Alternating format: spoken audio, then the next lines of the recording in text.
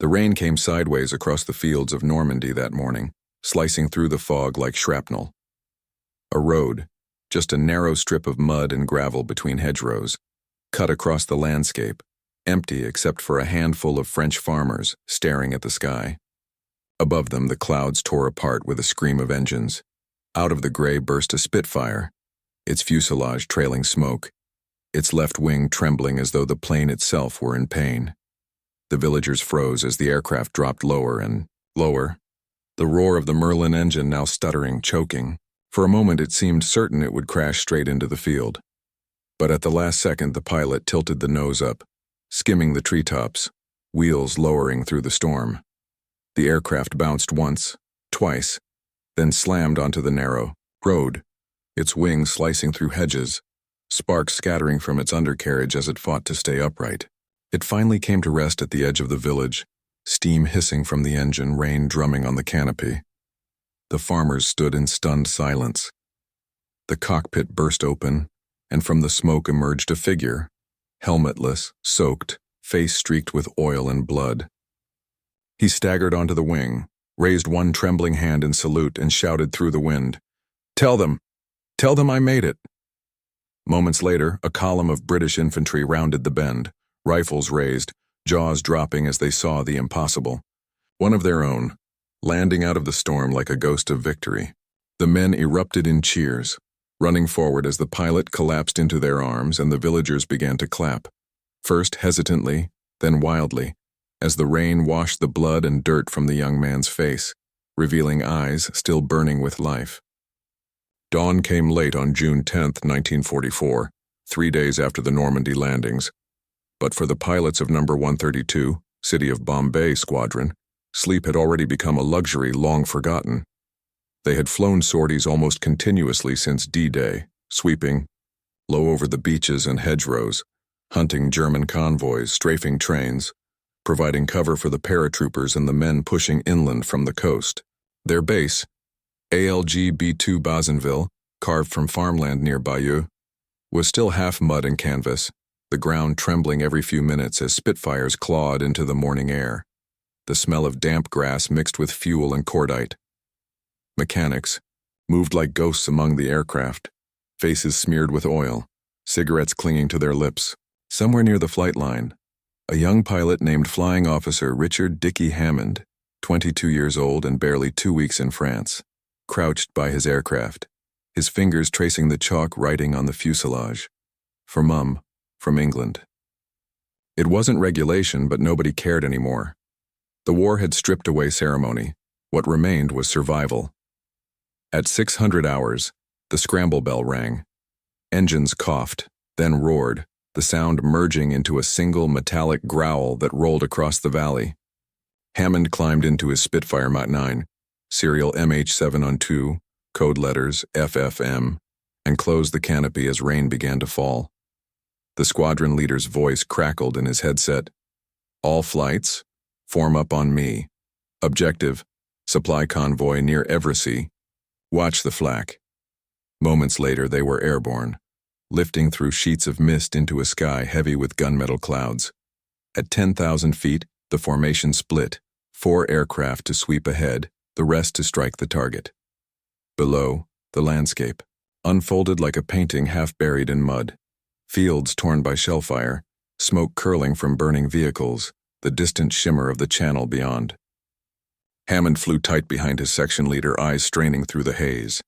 Then he saw it, a line of trucks winding through the trees along the Caen road, tiny specks moving in convoy. The order came, "Attack now."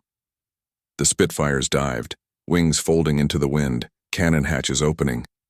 Hammond felt the recoil through the pedals as his Hispano gun spat fire, tracers stitching the ground. The lead truck exploded, scattering debris across the road.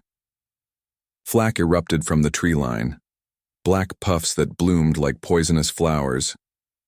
A shell burst close beneath Hammond's right wing, rattling the airframe, the sound like a hammer blow against metal. His cockpit filled with smoke. Alarms wailed. "You're on fire, Dickie!" Someone shouted in the headset, but he couldn't tell who. His hands moved without thought. Cut fuel, jettison canopy, trim nose down. But the engine kept screaming, coughing blue flame. Below, the ground rushed up. He saw flashes of green, hedgerows, the gleam of wet roofs. "Hold together," he whispered to the machine, as if it could hear him.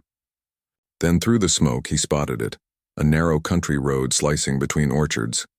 It was suicide, but it was all he had. Hammond throttled back, fighting the stick as the Spitfire bucked. The undercarriage groaned, one wheel jammed half down. Rain lashed the canopy. He crossed the treetops so low he could see the faces of startled soldiers in a German truck below, mouths open as his aircraft screamed past. The altimeter spun, 60 feet, 40, 20. He pulled up at the last second, skimming the hedges, the propeller tips slicing leaves into confetti. The wheels struck gravel, bounced, then hit again with a bone-cracking jolt. The right wing clipped a fence post, tearing away a strip of metal. Sparks flew as the undercarriage collapsed. The Spitfire skidded, nose down, plowing through mud and stones until it stopped with a shuddering groan. Steam hissed from the engine, mingling with the rain. For a long moment there was only silence, the kind of silence that follows a heartbeat too loud to bear. Then Hammond realized he was still alive. He unbuckled his harness with shaking hands, pushed open the canopy and climbed out into the downpour. His legs gave out. He sank to his knees on the wet road, the wrecked aircraft steaming behind him like a dying animal. He looked up to see faces staring at him, French civilians, wide-eyed, holding buckets and tools, their clothes soaked and muddy. One old man stepped forward, his hands raised as if approaching a miracle. "Anglais?" he asked. Hammond nodded weakly. From somewhere down the road came the distant rumble of engines, not German, but British. Moments later, a column of Sherman tanks from the 13th 18th Royal Hussars appeared through the mist, the lead vehicle slowing as its commander raised binoculars. The soldiers froze at the sight of the Spitfire sitting astride the road, nose buried in the ditch, RAF roundels bright against the rain. Then they saw Hammond. The tank commander jumped down, splashing through the puddles, and grabbed him by the shoulders. "You bloody madman," he said, laughing through disbelief. "You landed on a road." The men around him broke into cheers. Some of the French villagers began clapping, the sound small but defiant against the wind. Hammond managed a grin, though his face was streaked with oil and blood. "Couldn't find an airfield," he muttered. The soldiers roared with laughter. One handed him a canteen, another tore open a field ration and pressed it into his hands. It was corned beef, the first real food he'd tasted in a day. As they worked to clear the road, Hammond stood under a makeshift tarp, shivering, watching smoke drift from his crippled aircraft. A mechanic from the tank unit examined the wreck, shaking his head. "Lucky bastard," he said softly. "If you'd come in 5 yards left, you'd be a bonfire." Hammond said nothing. His hands trembled as he lit a cigarette. The taste of ash and metal filled his mouth.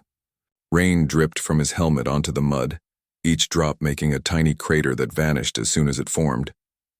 The war, he realized, had become a storm with no edge, only flashes of light and moments of quiet before the next wave.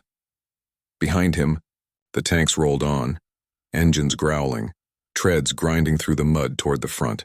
The villagers lingered, staring at the wreck like it was a fallen angel. A small boy approached, carrying a scrap of the aircraft's wing, metal bent and burned, but still bearing the letters FF. He offered it to Hammond without a word. The pilot took it, folded it carefully into his pocket, and looked down the road where the tanks had vanished.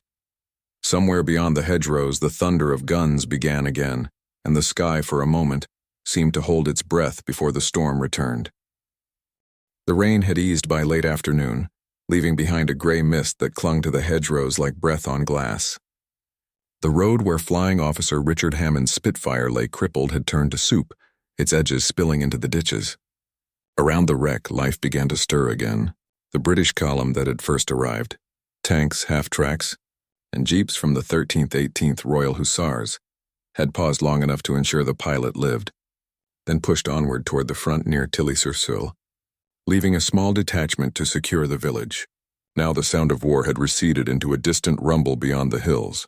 replaced by the quiet rhythm of rain dripping from eaves and the soft murmur of civilians daring to breathe again. The Spitfire's fuselage gleamed dull and torn in the fading light, one wing embedded deep in the hedgerow, the other twisted skyward as though in salute. A group of engineers from the Royal Electrical and Mechanical Engineers, RAME, arrived in a Bedford truck, their uniforms streaked with grease, carrying toolboxes and jacks. They had seen everything these past few days: tanks blown apart, gliders splintered across fields, trucks buried in craters. But a Spitfire sitting on a road miles from the front line was something else entirely. "Bloody hell," one muttered, running his hand along the scarred metal. He put her down clean. Could have written his name on the road. The local villagers gathered behind them, whispering, crossing themselves as if standing before a shrine. Hammond watched from the doorway of a ruined farmhouse where a French family had given him shelter and coffee. Real coffee, not the bitter substitute he'd been issued in England. His flight jacket was drying by the fire, the smell of damp wool filling the room. A little girl stood nearby, holding a tin mug twice her size, eyes fixed on the pilot like he'd stepped out of a storybook. Outside, the engineers argued in low tones about whether to salvage the aircraft or strip it for parts. The radio crackled with static and fragments of coded chatter. Hammond closed his eyes, listening. Somewhere out there, his squadron was still flying, still fighting. He wondered if they knew he was alive. The thought gnawed at him. He was supposed to be dead, shot down behind enemy lines, another name on the list. Yet here he was, sitting by a French hearth, alive by inches and chance. The war, he realized, was a series of miracles stitched together by terror. By nightfall, word of the landing had spread. A unit of RAF ground crew from Bazenville arrived in a jeep, carrying spare parts and orders. They inspected the Spitfire by torchlight, crawling over it like surgeons. "Engines shot, propellers done," one said. "But the fuselage might take flight again if we can clear the road." Hammond joined them, limping slightly, the wet grass squelching under his boots. "You're not flying this bird again," the senior mechanic told him. "Not here, not now." Hammond stared at the machine that had saved him, battered, smoking, wings shredded by flak, and shook his head. "She got me home," he said quietly. "That's all that matters." But the officer in charge had other ideas. "Orders from HQ," he explained. "The Germans are counterattacking near Villers-Bocage. We need every airframe we can get. If we can make this road serviceable, we'll use it as a forward strip, right here." The words hung in the air. The villagers looked from the officer to the ruined road, eyes wide. A runway here, in their tiny hamlet where cows had grazed days before and shells had fallen days earlier. The next morning began before sunrise. Soldiers from the Royal Engineers arrived with bulldozers and graders, their engines growling in the mist. Civilians joined them, shoveling mud, clearing debris, hauling stones from the ditches. The air smelled of diesel and earth. By midday, the narrow lane had widened into a strip of compacted gravel 200 meters long. The Spitfire had been dragged to one side, its wings propped up like broken arms. Hammond helped where he could, his body aching from bruises, his mind racing with disbelief. "A road turned into a runway," he muttered, watching as crews hammered makeshift planks into the soft ground. Only the RAF, a captain from the engineers, clapped him on the shoulder. "Where there's a flat patch and a mad pilot, we'll land a war," he said with a grin. By afternoon, the transformation was complete. The road, once a muddy artery for tanks and wagons, now bore white-painted markers at its edges and a windsock tied to a church steeple. It wasn't pretty, but it would do. From a nearby field came the unmistakable growl of engines. A pair of Spitfires swept overhead, banking low in salute before circling for approach. The villagers craned their necks, pointing skyward. The aircraft descended through the haze, wheels touching down in perfect unison on the rough strip. The crowd broke into applause. Soldiers cheered, waving their helmets. For the first time since the landings, the skies over that patch of Normandy belonged entirely to the Allies. Hammond stood beside his wounded aircraft, watching as the new arrivals taxied past. The lead pilot raised a gloved hand in greeting. Hammond returned the salute, his eyes glistening. That evening, the little road buzzed with life. Mechanics refueled the aircraft from jerry cans. Gunners loaded ammunition belts into wings, and dispatch riders sped back and forth carrying messages. The villagers brought bread, cheese, and bottles of rough red wine from their cellars, sharing what little they had. Someone found an accordion, and soon music drifted through the air, thin, cracked, but defiant. Hammond sat on the hood of a jeep, cigarette glowing in the dusk, listening. The war was never far. Artillery still thudded in the distance.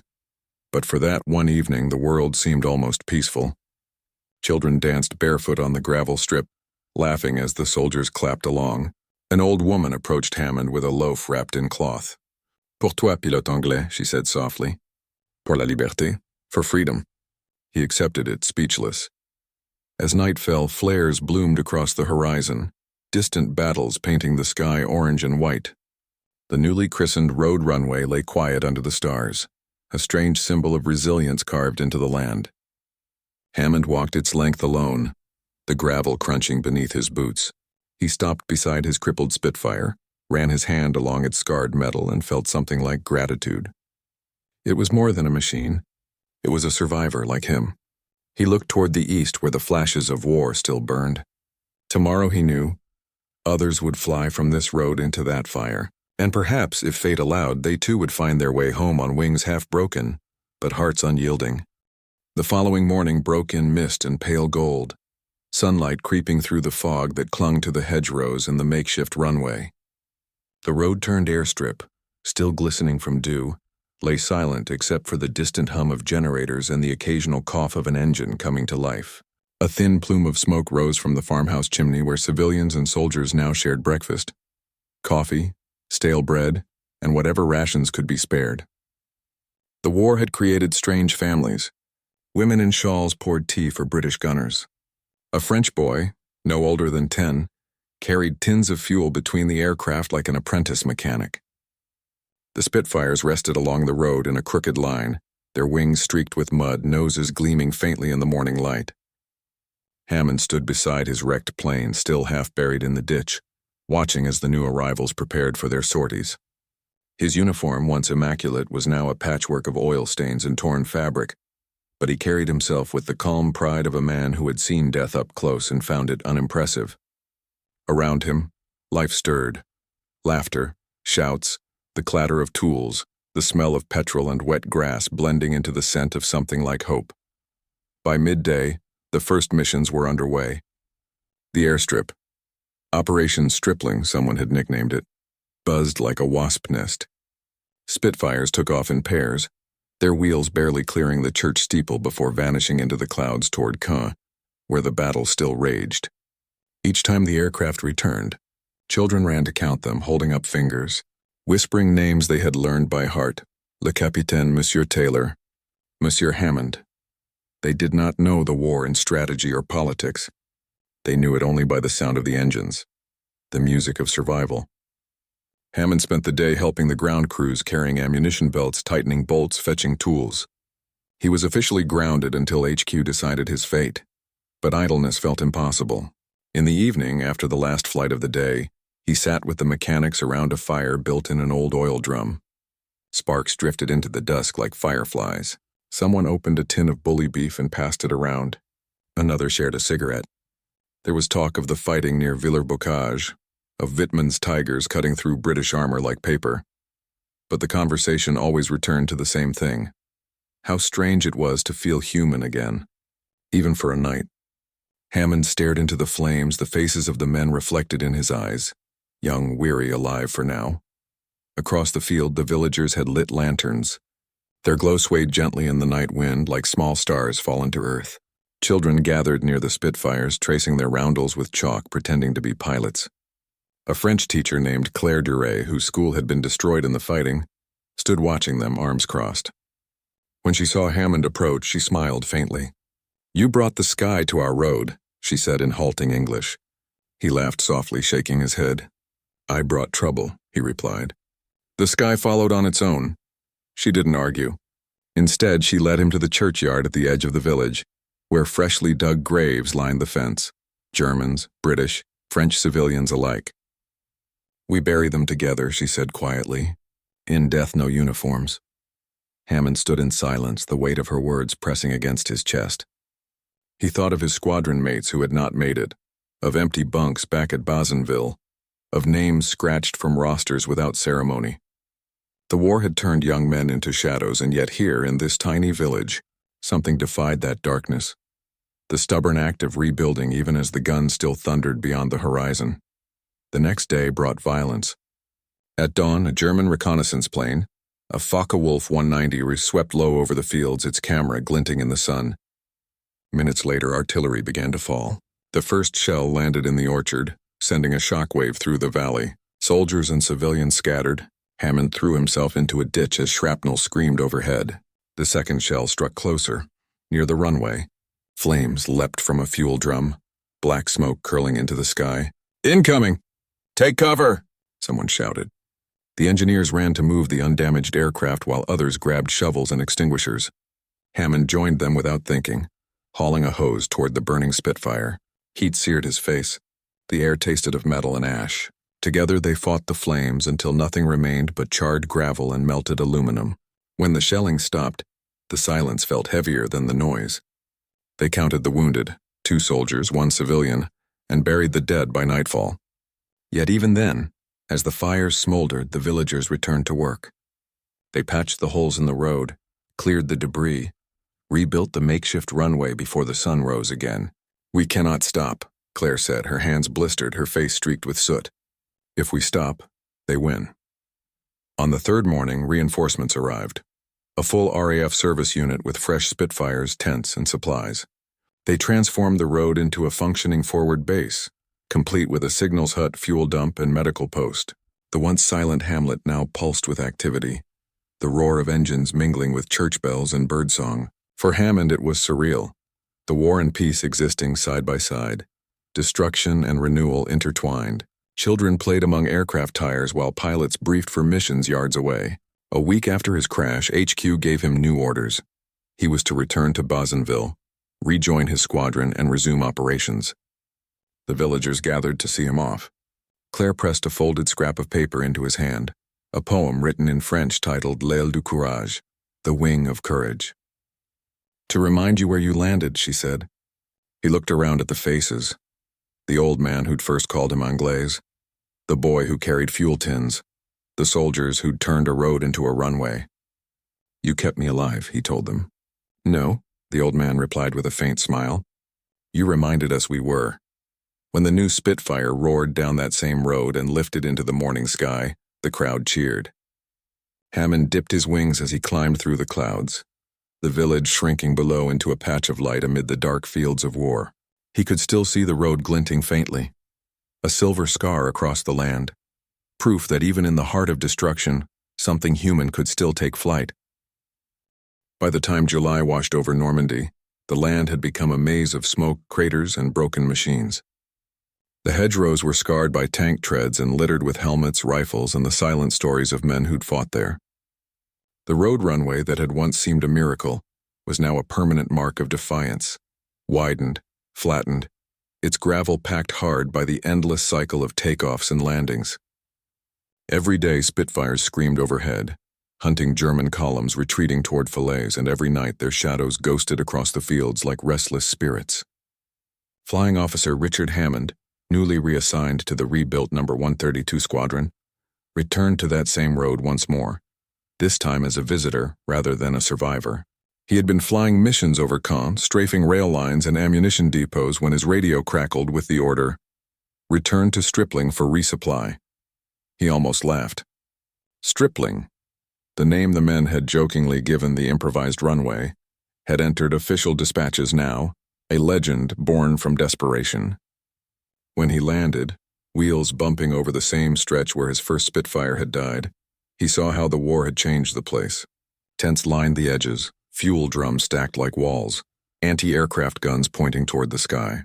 Yet there, by the churchyard, stood the villagers, still tending their gardens, still smiling when they saw him. The little girl waved. The old man raised his hat. The world might have been ending elsewhere, but here, life stubbornly refused to yield. He spent the evening in the company of new pilots, young men with eager eyes who had never known anything but the cockpit and the killing sky. They listened as Hammond told the story of his landing, wide-eyed, half laughing, half afraid. To them he wasn't a man. He was a myth, a living piece of RAF folklore. "You actually landed on a road?" one asked. "Bloody hell, I can't even land straight on tarmac." Hammond smiled, but inside the memory still burned. The smoke, the shaking, the way the world had seemed to vanish until there was only him, the plane, and the will to live. That night, as he lay in his tent, the sound of artillery in the distance lulled him like a grim lullaby. He dreamed of the sky, not the clean blue of England, but the gray, trembling heavens of France where life and death circled each other like dogs in a pit. The next morning, he took off at dawn. The mission was simple on paper: patrol over the Argentan sector, watch for retreating German armor. But war never kept to paper. 10 miles east of Falaise, his formation came under heavy flak. The sky exploded around them, bursts of black and orange tearing through the clouds. "Break! Break!" came the call over the radio. Hammond rolled hard left, felt a jolt like being punched in the spine. His right wing was hit. Fuel pressure dropped to 0. He leveled out at 1,500 feet, smoke trailing behind. Below he saw a forest, and beyond it open fields. "Not again," he muttered, teeth gritted. The engine sputtered once, twice, then died. Silence filled the cockpit. Only the wind screamed. He pulled the canopy release, unbuckled his harness, and stood in the seat as the aircraft dipped into its final glide. For a moment, time froze. The horizon perfectly level, the sunlight spilling gold across the torn land. Then he jumped. The rush of air tore the breath from his lungs, his parachute snapping open with a violent crack. He drifted downward through smoke and sunlight, the wreck of his Spitfire spiraling below like a dying hawk. He landed hard in a wheat field, rolling as the parachute dragged him through the stalks. His knees screamed, his hands burned, but he was alive again. The sound of gunfire echoed in the distance. He tore off his harness and crawled toward a hedgerow, heart pounding. Moments later, 2 figures emerged from the trees. German infantry, rifles slung, faces hidden beneath their helmets. He froze, breath shallow. They passed within yards of him, talking softly, unaware of the Englishman lying in the ditch. When they disappeared over the ridge, Hammond rose and ran. For hours he moved through the countryside, dodging patrols, guided only by the sun and the memory of where the front had been the week before. By nightfall, exhausted, he stumbled into a barn on the edge of a ruined village and collapsed in the straw. He awoke to the sound of voices, French, hurried, whispering. A lantern flickered above him. Claire Duret stood there, her dress smeared with dust, her eyes wide with disbelief. "Encore toi," she said, "and you again." He laughed weakly. "I just can't stay away." The villagers hid him for 3 days, feeding him bread and milk, bandaging his leg. German patrols combed the area, searching for downed pilots. At night, he could hear the rumble of armor moving north. The enemy retreating, but still dangerous, still capable of killing one more man before they lost. On the 4th night, Claire led him through the fields to a drainage culvert beneath the main road. "From here," she said, "you follow the stream until you reach the orchard. The British are there."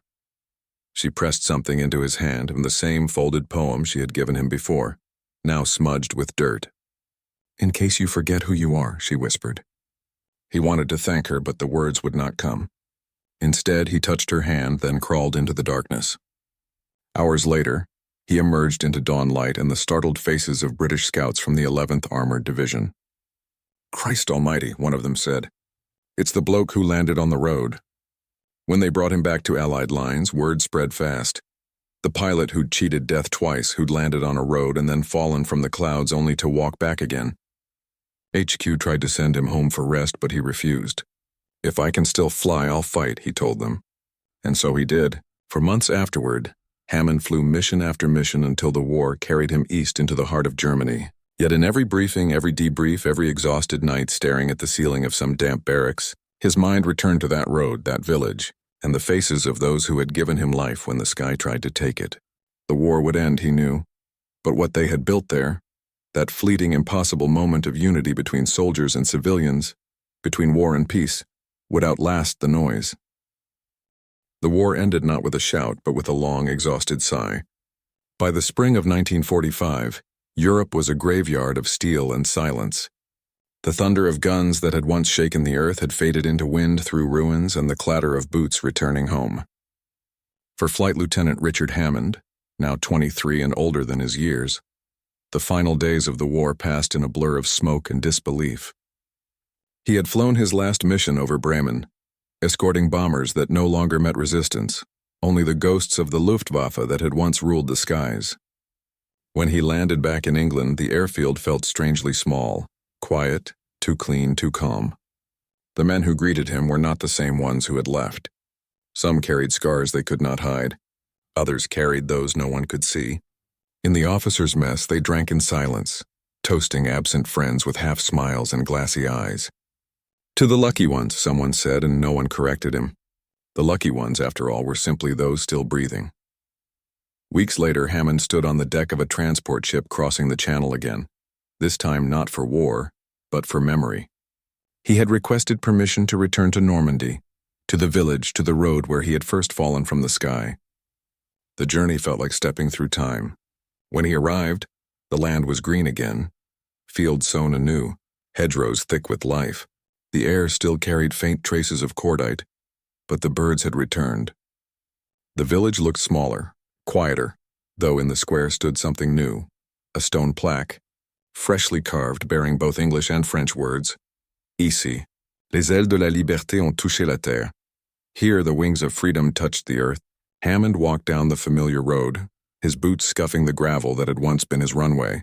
The church steeple still leaned slightly to one side, its bell cracked but unbroken. Children, perhaps the same ones who had once carried fuel cans, now chased one another in the fields, their laughter echoing where engines had once roared. An old man leaned on his cane by the roadside and smiled.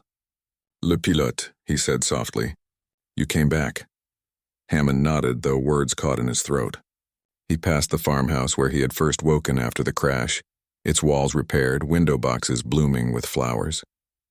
Claire Duret stood in the doorway, her hair streaked with dust and sunlight. For a moment, the years between them fell away. She smiled the same tired, gentle smile. "You see," she said, "the sky forgave us." He looked around, at the repaired roofs, the laughter, the distant hum of a tractor where tanks had once rolled, and understood. Forgiveness had not come from the sky. It had come from the ground, from those who had refused to stop living. They sat together on the church steps, speaking little, letting the wind fill the spaces between their words. She told him of the years after the liberation, of rebuilding the school, of the soldiers who never returned, of the graves that still bloomed with wildflowers every spring. "We kept the runway," she said, "for memory." And indeed, when he walked to the edge of the village, there it was, the same road, now smooth and quiet, with a single painted line running down its center. Farmers used it for carts. Children rode their bicycles over it. Yet to Hammond it still carried the echo of engines and the scent of rain on hot metal. That night the village gathered for a celebration, not of war's end, but of life's return. Tables were laid beneath the open sky, candles flickering in bottles, music from a battered accordion rising into the air. British veterans, now gray at the temples, sat beside farmers and widows and the children who had once hidden in cellars. Hammond found himself pulled into their orbit, his glass refilled again and again, laughter surrounding him like armor against memory. When someone asked him to speak, he stood awkwardly, unsure how to find words that wouldn't sound like ghosts. Finally, he said only this: "I didn't land on that road to be brave. I landed because I had nowhere else to go. But you, all of you, you made that road home." The silence that followed was soft, reverent, then broke into applause, quiet at first, then swelling, until even the stars seemed to listen. Claire lifted her glass toward him. "À la route," she said. "To the road." As midnight fell, Hammond slipped away to the edge of the village. The air was cool, carrying the scent of wet earth and distant rain. He followed the road one last time, its surface gleaming faintly under the moon. Halfway down, he stopped where the skid marks of his crash still faintly scarred the stones. Preserved, someone had told him, by choice. He crouched, touched the ground, and for a moment felt the hum of memory beneath his fingers. The roar of the Merlin engine, the sting of rain on his face, the weight of the sky pressing down. He closed his eyes, hearing the echoes of cheers, the laughter of soldiers, the cries of villagers, all blending into the single heartbeat of that day when a man and a machine refused to die. When he stood, the horizon was beginning to lighten with the first hint of dawn. Somewhere beyond it lay England, home, peace. But here, in this small corner of France, the war had ended years ago. Not in surrender, but in survival. Hammond walked back toward the village, his silhouette fading into the mist, the road stretching behind him like a scar that time refused to heal, and perhaps was never meant to.